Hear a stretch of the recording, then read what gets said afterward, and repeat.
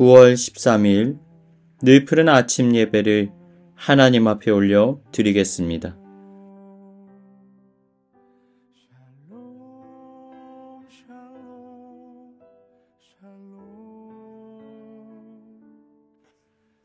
오늘 우리에게 주신 하나님 말씀은 요한일서 2장의 말씀입니다. 요한일서는 사도 요한이 기록한 첫 번째 서신입니다. 이 편지는 당시 초대교회 성도들이 혼란스러운 시대 가운데서도 온전한 믿음과 신앙을 지키도록 말씀으로 권면하고 있는 내용을 담고 있습니다. 오늘 본문 2장에서는 거룩하신 하나님과 성도된 우리가 어떻게 참된 교제를 나눌 수 있는가에 관하여 다루고 있습니다. 본래 우리는 범죄한 죄인이기 때문에 거룩하신 하나님 앞에 감히 가까이 나아갈 수 없는 존재들입니다. 마치 찬란한 빛 앞에서 어둠이 있을 수 없는 것처럼 죄인된 우리가 하나님 앞에 서게 되면 우리는 그 하나님의 거룩함과 위대함에 압도당하여 죽을 수밖에 없는 것입니다. 결국 우리는 죄로 인하여 하나님과 단절되어 죽음을 맞이할 수밖에 없습니다. 본래 아담과 하와가 에덴 동산에서 쫓겨나게 된 이유는 그들이 범죄함으로 하나님 앞에 더 이상 머물러 있을 수 없었기 때문이었습니다. 그 위대한 하나님의 사람 모세도 하나님 보기를 간절히 원했으나 하나님께서는 그의 죄로 인하여서 그의 눈을 가리시고 바위 틈에 숨기시고 그 자리를 지나가시는 자신의 뒷모습만을 그에게 보여주셨습니다. 그러나 우리 그리스도인들, 믿는 자들은 이제 하나님을 만날 수 있는 은혜와 특권을 누리게 되었습니다. 우리 믿는 자들이 범죄하였을 때 죄를 용서받을 수 있는 유일한 길은 바로 예수 그리스도를 통하여 죄 사함을 누리게 되는 것입니다. 성경은 이렇게 말씀합니다. 요한일서 2장 1절부터 2절 나의 자녀들아 내가 이것을 너희에게 했음은 너희로 죄를 범하지 않게 하려 함이라. 만일 누가 죄를 범하여도 아버지 앞에서 우리에게 대언자가 있으니 곧 의로우신 예수 그리스도시라. 그는 우리 죄를 위한 화목제물이니 우리만 위할 뿐 아니요 온 세상의 죄를 위하심이라. 사랑하는 여러분, 예수 그리스도의 죄사함의 은혜가 우리의 삶을 충만하게 덮음으로 우리는 이제 하나님 앞에 담대히 나아가 아버지와 자녀의 관계가 되었음을 인정하십시오. 그리하므로 하나님과 깊고 친밀한 관계를 누리는 복된 인생 살아가시길 주님의 이름으로 축복합니다. 그렇다면 이제 하나님의 자녀가 된 우리는 어떠한 삶을 살아가야 될까요?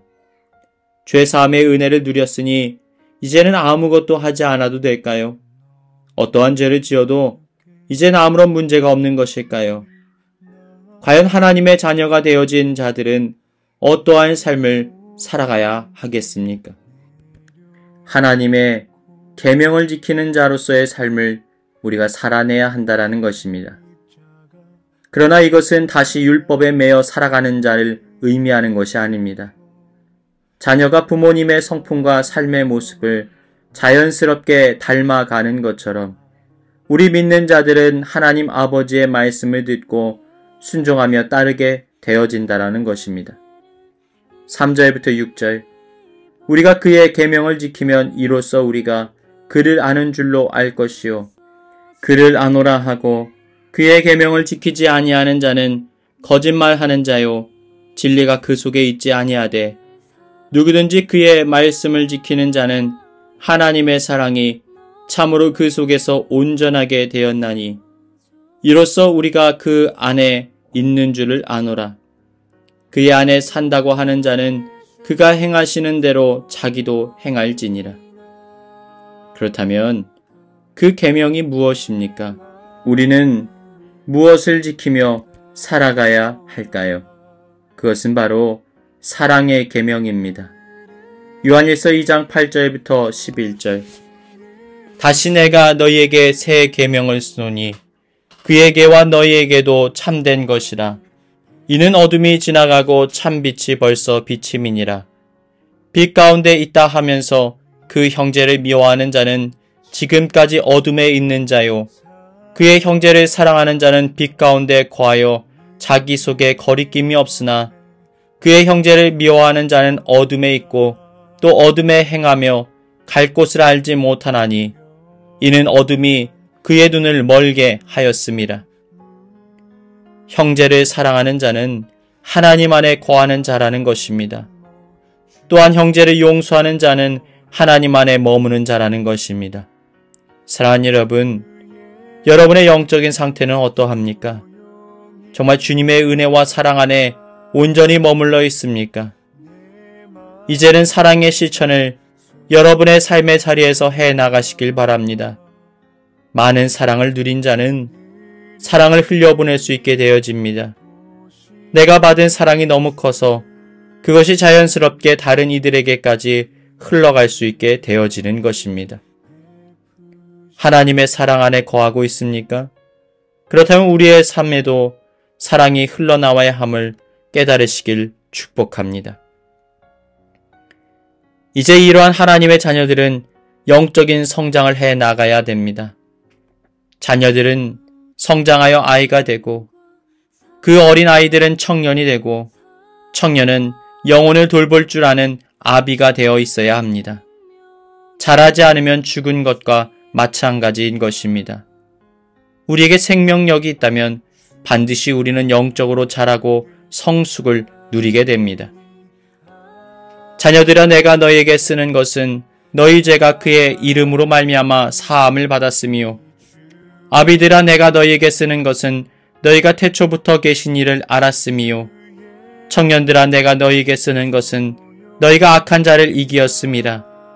아이들아 내가 너희에게 쓴 것은 너희가 아버지를 알았으며 아비들아 내가 너희에게 쓴 것은 태초부터 계신 이를 알았으며 청년들아 내가 너희에게 쓴 것은 너희가 강하고 하나님의 말씀이 너희 안에 거하시며 너희가 흉악한 자를 이기었음이라. 사랑하는 여러분, 여러분은 지금 어느 영적인 단계에 머물러 있으십니까?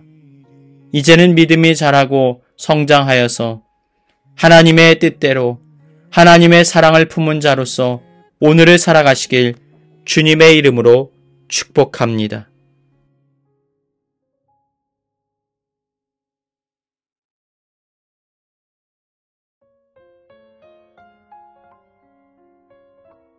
이 시간 교회 주신 공동의 기도 제목을 가지고 다 같이 기도하시겠습니다. 첫 번째로 교회로 부르심을 받은 구원받은 하나님의 자녀로서 우리의 신앙과 정체성을 살게 하여 주옵소서. 주님의 핏값으로 사신 교회를 사랑하고 섬김으로 오직 하나님께 영광 돌리고 주님을 향한 진정한 사랑의 고백을 올려드리게 하여 주옵소서. 불안과 두려움이 가득한 세상 가운데서 주님의 위로와 평화가 임하게 하여 주옵소서. 이 시간 다 같이 기도하시겠습니다.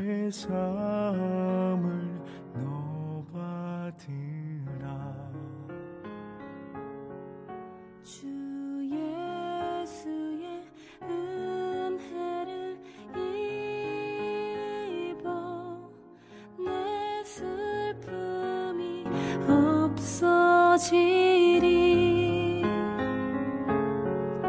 내 이웃을 늘 사랑하여 너 받은 것 거저주라 주 예수께 조용히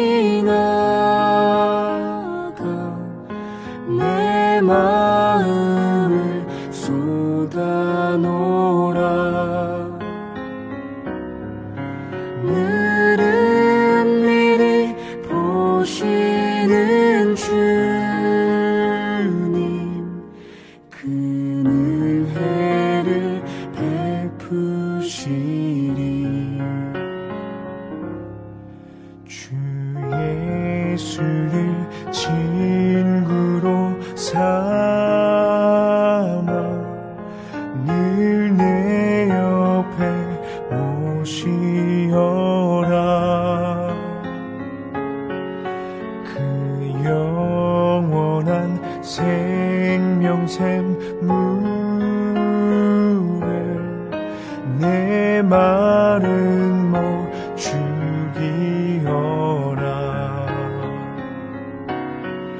주 예수께 조용히 나가 내 마음을 쏟아놓으라 늘은 미리 보시